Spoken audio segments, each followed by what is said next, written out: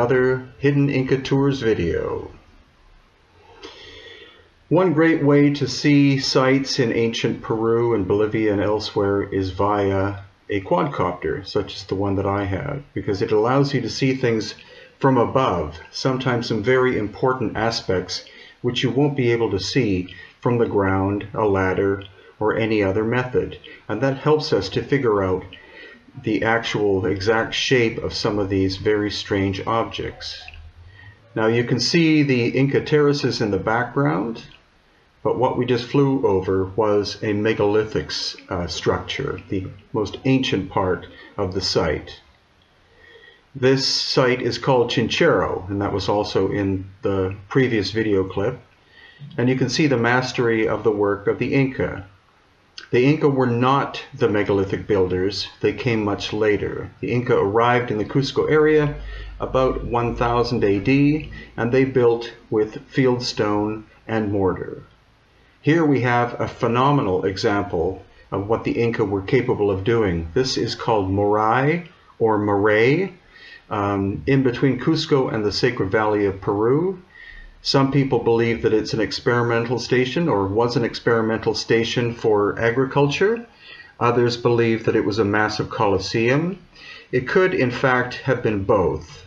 Seasonally it could have been used to experiment with agriculture, and then when that was not in use, then its function was that of a massive amphitheater.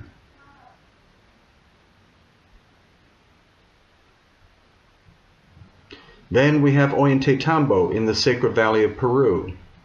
Again, here you can see the incredible work that the Inca were able to do with fieldstone and clay mortar, building these massive terracing systems called andenes. Some of these andenes are 10 to 12 feet tall, and you can see the majesty of their construction. However, where you find an Inca site, you almost always also find a megalithic aspect, and that is what we're looking at here. The so-called Sun Temple, which is part of Ollantaytambo, but is thousands of years older than the Inca. The Inca, in fact, discovered this and other sites. And near Lake Titicaca, we have Tiwanaku, the famous Gate of the Sun, one solid piece of stone, not made by the Tiwanaku people themselves, but someone else thousands of years before. And by being able to fly over top of it, you see that originally there were stones that interlocked into the top of this thing. So it was not an independent gate, it was part of a complex. And nearby, the very beguiling site called Pumapunku, which, as you can see, is in complete ruins. Now, it's not simply the fact that this site was abandoned 1,000 years ago by the Tiwanaku people, but since that time it's been used as a quarry by the local people who came after the Tiwanaku, as well as the Spanish, and even up until the 20th century. But you can see the obvious megalithic aspects of this. The precision of the stone cutting is possibly comparable with that we can do in the 21st century. It is not the work of a primitive group of people or a tribal people who had Bronze Age technology. Clearly, this site was also hit by a massive cataclysm of some kind, and the remains themselves, though scant, are still very worthy of investigation. And here you can see the famous H blocks of Pumapunku, of which 8 remain. Then we have what's called the Gate of the Sun, about an hour's drive south of Cusco. You can see the Inca work on the left and then the megalithic work in the foreground. The Inca work is on top of the megalithic work, so clearly the Inca discovered this ancient megalithic site and then built on top of it. And thanks to the Pachacutec quadcopter, we get a beautiful view of the megalithic on the right and the Inca on the left. Then we have Silustani, which is near Lake Titicaca.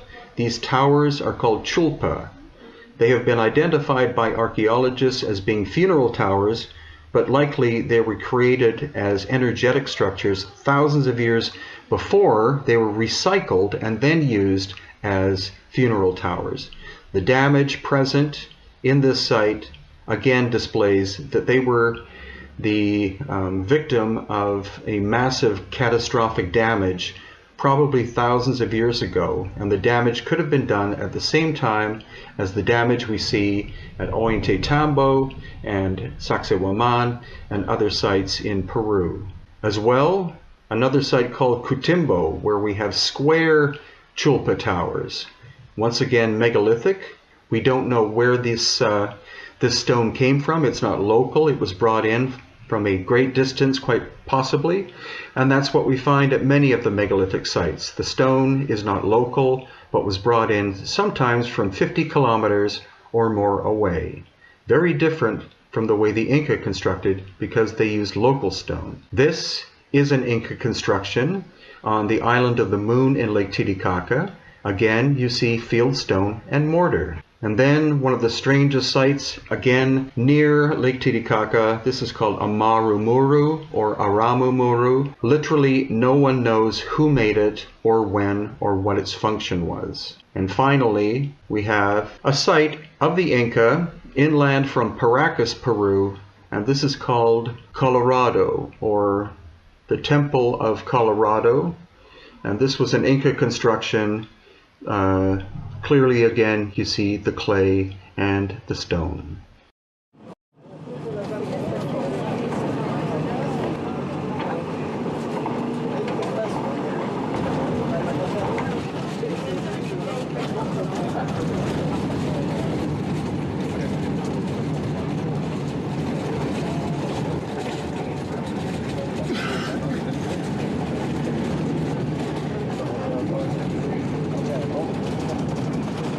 Machu Picchu once again. This is my 30-something trip here.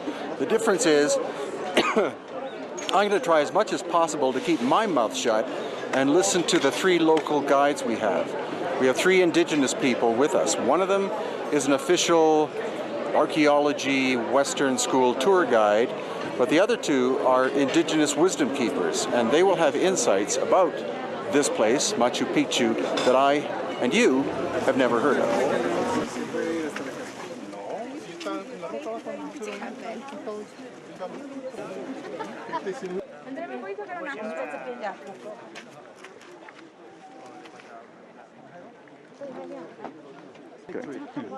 Ya, la montaña Putucusi es una montaña sagrada.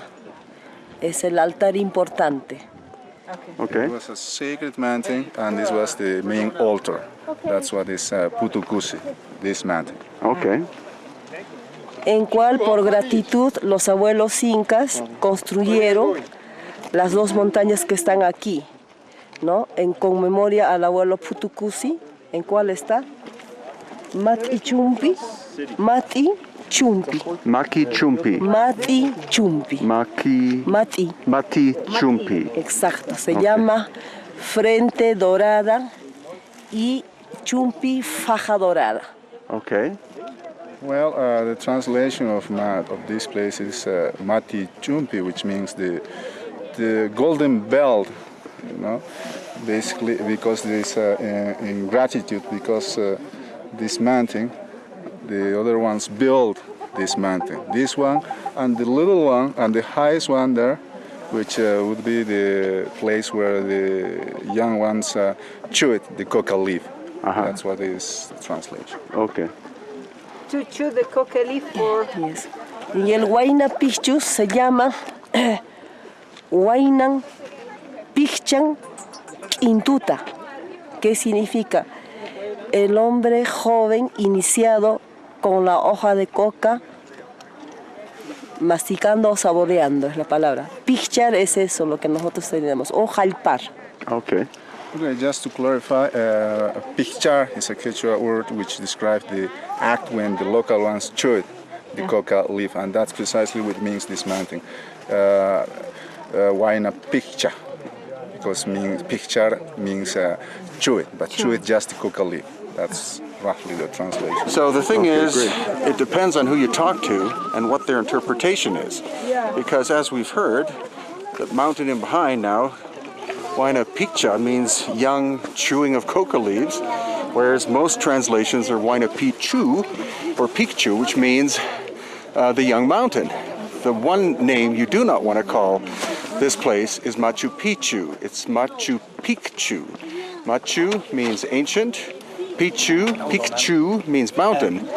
Machu Picchu means old penis. I have one question, and that's that almost everyone believes that one high Inca called Pachacutec was responsible for building this city. My question is, what evidence is there that it is from his time and not another time? Well, the anthropologists and the engineers concluded that the engineers and anthropologists estimate that this place was built at the late 1300s or early 1400s. I mean, it cannot be accurate. So, and that's precisely the period where Pachacutec ruled the empire. So, which, if this assumption is the right one, I mean, the engineers and archaeologists, this place should be built by Pachacutec. Okay.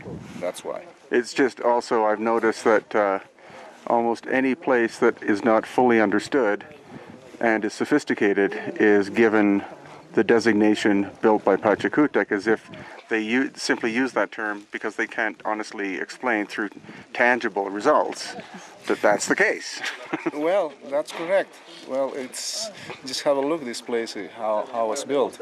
It follows this philosophy. So the real problem I have with the idea that the Inca built this entire city is this is clearly a Bronze Age culture doing this work.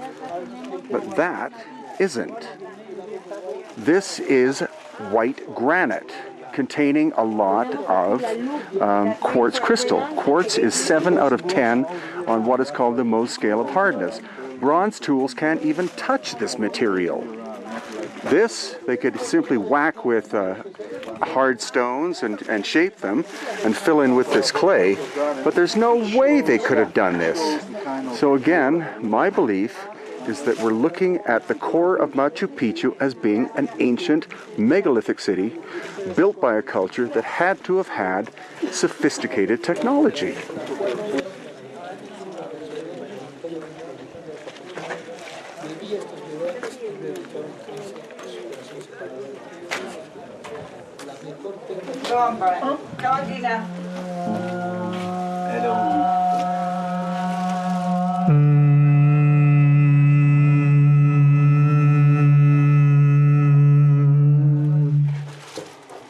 So that vibration that you heard inside that little room was on purpose.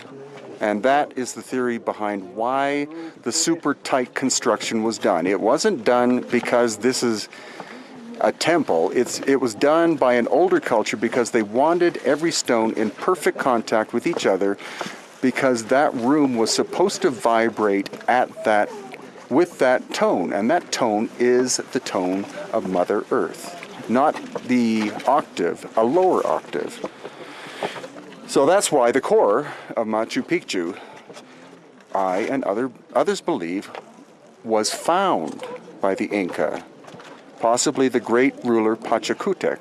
And he had the capability, because he was the high ruler and had so many people that obviously were working for him, that he said, build me a city around that central core. No archaeologist I know of will agree with that, but no archaeologist I know of has brought engineers and stonemasons and geologists, like I and others have done here, to look at it. And they simply say the Inca could not have built possibly 5% of Machu Picchu. They built the rest of it, but not the central core. There's something very enigmatic going on here. I'm not sure, but it was because the commercial, the beer commercial, the local commercial. So the crane is the one with the ships. That's what matters.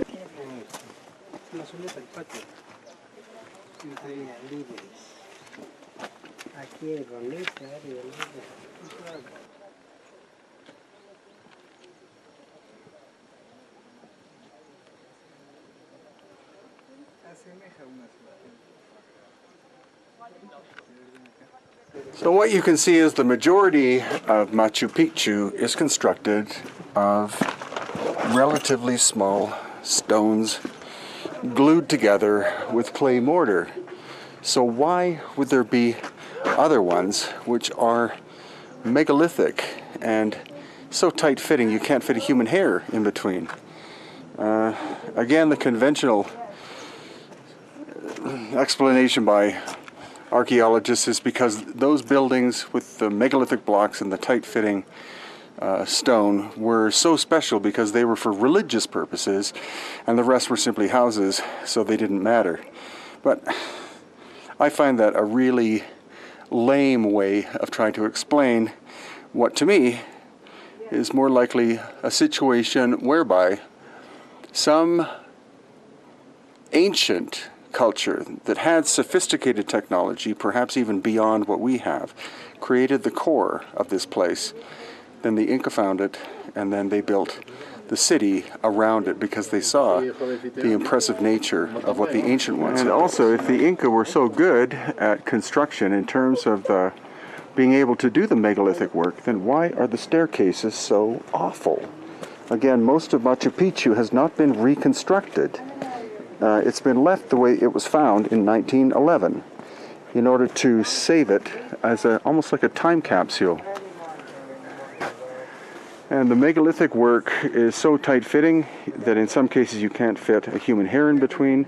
Whereas here you see this Inca work it's okay kind of construction in the front, but they even filled in the center as a faster way of building than having the whole thing made out of stone. The only reason we can see this is because of the damage over time. It's the result of maybe many earthquakes and just natural wear and tear since the city was abandoned about 500 years ago. And Machu Picchu is such, or Picchu, sorry, is such a labyrinth of rooms and staircases. There is no way that in the amount of time that the average tourist sees this, for example, 3 hours, that they will ever get an appreciation of how complicated this place is. Hundreds of rooms and passageways and terracing and possibly secret chambers, as Wilco is about to show us.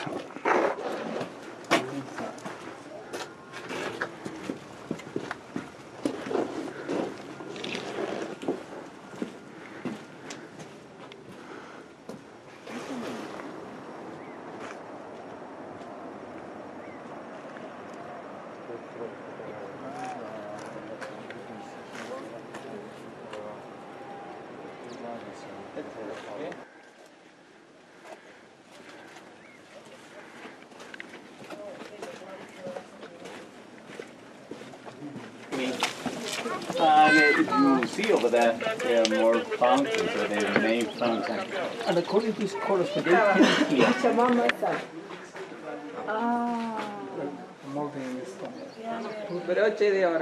here. So this is the Pachamama, Brian, temple Pachamama. Yeah.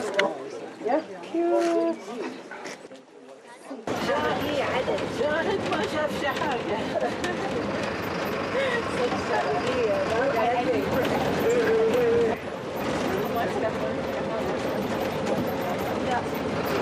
So there's far more to Machu Picchu, or Machu Picchu, simply that the Inca built a city on the edge of the jungle that was lost for 500 years. The question is, who built the ancient core? Could it have been, as oral tradition states, people called the Pirwas or the Viracochans thousands of years prior to the Inca? That is what we're still trying to find out. So I suggest you definitely come and visit this astonishing enigma yourself. And of course, my books and videos are there to assist you in this process. From the Pueblo of Machu Picchu, this is Brian Forrester on HiddenIncaTours.com.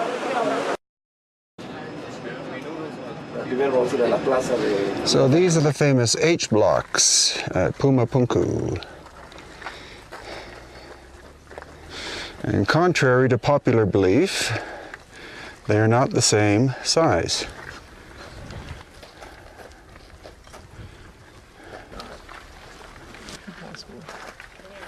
It was very Also notice the sharp corners. And yet this one appears to be unfinished. And the interior of the H blocks are dovetails. They're not 90 degrees. Here's the question. Are we able to, with our technology today, to recreate these? You could, but it would be very expensive. Okay. And this is as flat as you can get.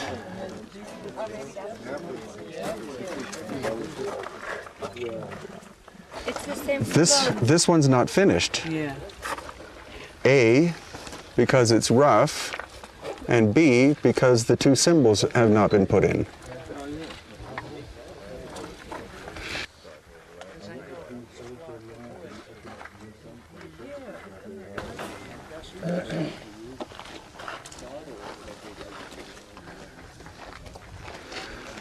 So the difference between the distance here and there, going all the way down, has been measured to be accurate within 1/10,000th of an inch.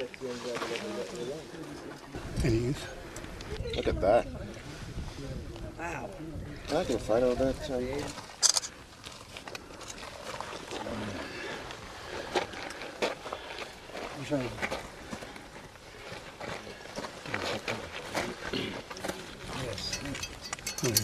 Oh, I mean, right down there? Yeah.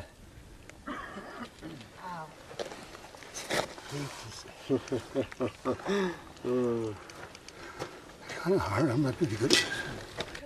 And this shows the fact that a lot of the stone was buried by a wall of mud, and much of it is still underground.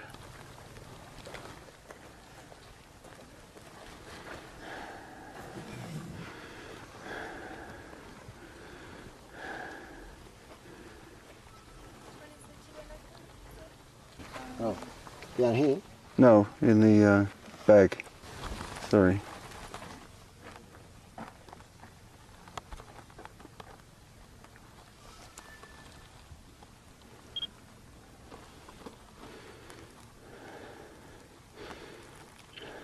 This one's different.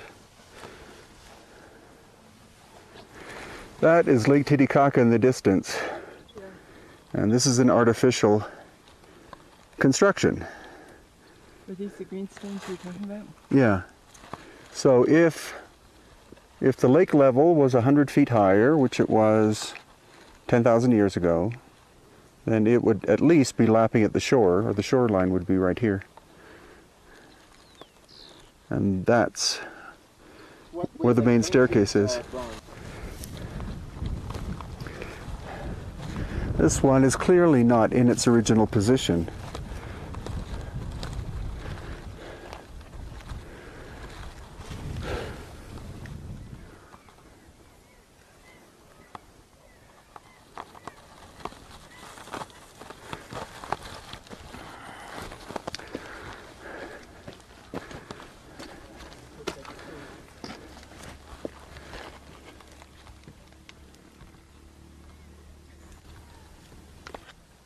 Oh, you can still see the residue of the bronze.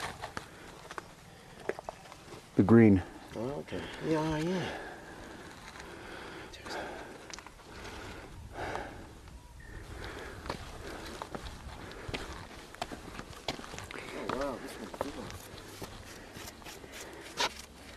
But Hugh, your opinion, would you think that this would be simply a drainage channel for rain? It looks like something else, really, doesn't it? I mean, Yeah. because you've got, why would they put metal clamps between each of the rocks? Yeah. It just seems like some energetic purpose here. It's beyond just sort of practical reasons. I think there's multiple kind of reasons here. And then if it was coming from the lake, they'd have to pump it up and then put it through. I mean, so it could be for metal ore, sort of cleaning. It could be to do with electric charge. Which is what John Burke suggests in his book Seed of Knowledge, Stand of Plenty, that they would continually move water around within the pyramid to create electric charge, and that would have an energetic effect, but also a practical effect, where it could actually help with the metal ore processing. So there's lots of ideas. I'm just gutted they've covered this up because I'd love to see some of the original metal. So why would you make a mortar-free wall like this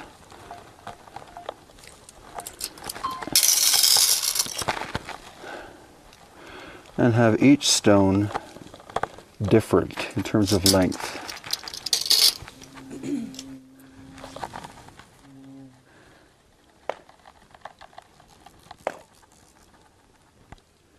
Of a acoustical chamber.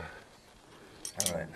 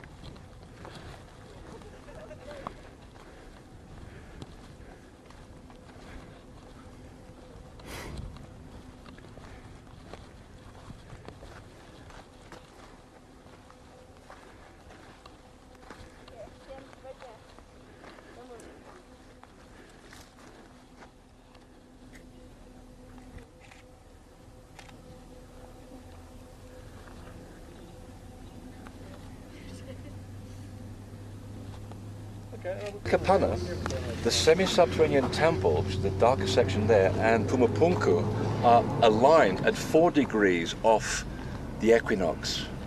So which means that these three, if the logic would be correct, those temples were aligned to a time when the Earth was facing the equinox 4 degrees to where it is today. And raises some huge questions, because if Poznański was correct, and I believe he was, that all the stones in this that make up this quadrangle were correct, and the sun gate, when it was placed here, it's here today, but originally it was here on a lava mount.